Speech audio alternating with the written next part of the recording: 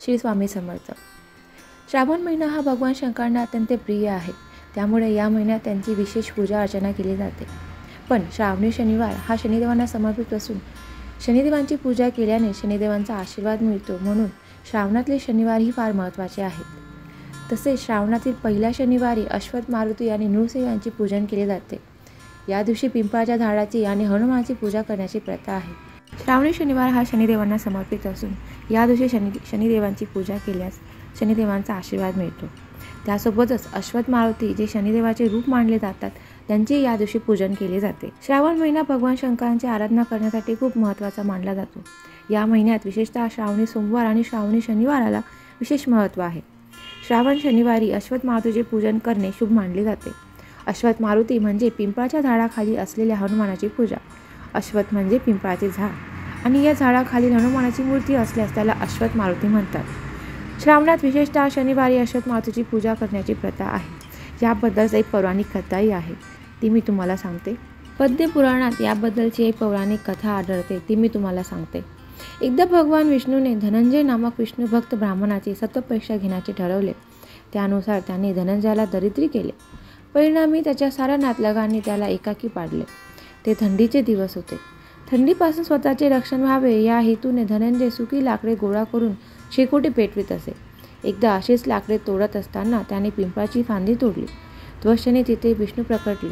त्यांनी धनंजयाला, तू फांदी तोडण्यासाठी कुऱ्हाडीचे जे घाव पिंपळाला घातलेस त्यामुळे मी रक्तबंबाळ झालो आहे, मला जखमा झाल्या आहेत असे सांगितले। हे ऐकून दुःखी होऊन धनंजयाने त्याच कुऱ्हाडीने स्वतःची मान तोडून प्रायश्चित घेण्याचे ठरवले। त्याची भक्ती पाहून भगवान विष्णू प्रसन्न झाले। त्यांनी धनंजयाला रोज अश्वत्थाची पूजा करण्यास सांगितले। त्याप्रमाणे रोज भक्तीने अश्वत्थाची पूजा करू लागला। पुढे कुबेराने त्याचे दारिद्र्य नष्ट करून त्याला विपुल धन द्रव्याने श्रीमंत केले। अशी ही अश्वत्थ पूजेची महती आहे। अश्वत्थ म्हणजे पिंपळाच्या झाडाची पूजेची महती आहे। श्रावणातील प्रत्येक शनिवारी अश्वत्थाची पूजा करण्याची प्रथा आहे। दुधामध्ये बेलाचे पान घालून ते दूध पिंपळाच्या मुळात घालावे, त्यामुळे त्या दुधाचा सुगंध पिंपळाला मिळतो। पिंपळाची पूजा करणे म्हणजेच विष्णू पूजा करणे असे मानले जाते। गीतेमध्ये भगवंताने अश्वत्थ सर्व वृक्षाणाम म्हणजे वृक्षांमध्ये जो अश्वत्थ आहे तो मी आहे असे म्हटले आहे। पिंपळाच्या खाली मारुती असल्यास त्याचीही पूजा करण्याची प्रथा आहे। तसेच मारुती नसल्यास पिंपळाच्या आणि श्रावण शनिवार व्रताचे लाभ।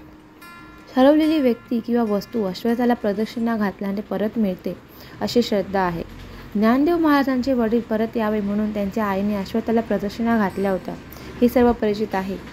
ज्यांना नेहमी शक्य नसते त्यांनी निदान शनिवारी, विशेषतः श्रावणी शनिवारी अश्वत्थाला अर्थात पिंपळाच्या झाडाला आवर्जून प्रदक्षिणा घालाव्यात। असे करणे केवळ आध्यात्मिकदृष्ट्या नाही तर आरोग्याच्या दृष्टीनेही लाभदायक ठरते। अश्वत्थ मारुतीसोबत श्रावणामध्ये पहिल्या शनिवारी नृसिंह भगवान जे विष्णूचे चौथे अवतार आहेत त्यांचीही पूजा करण्याची पद्धत आहे।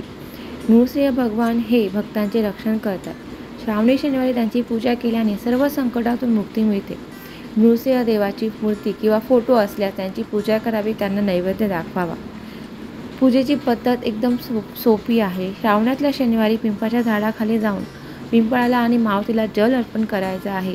दुधामध्ये बेलपान टाकून ते दूध पिंपळाच्या झाडाच्या मुळामध्ये टाकायचे आहे।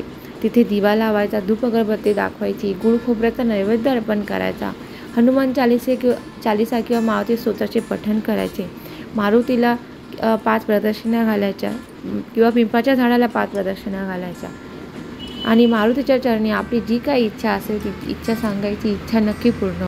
तर आज श्रावणातला पहिला शनिवार आहे, तर आज शनिदेवांच्या आणि मारुतीच्या मंदिरात जाऊन आपल्या संकटांना कमी करण्यासाठी प्रार्थना नक्की करा। पिंपळाच्या झाडाला थोडं का असेना दूध अर्पण करा, दिवा लावा, पूजा करा, तुमचे सगळी संकट ही नक्कीच कमी होतील। असेच तुम्हाला नवीन नवीन माहिती मिळवण्यासाठी चॅनलला सबस्क्राईब नक्की करा। आजचा व्हिडिओची माहिती आवडली असेल तर प्लीज जाण्याआधी लाईक नक्की करा।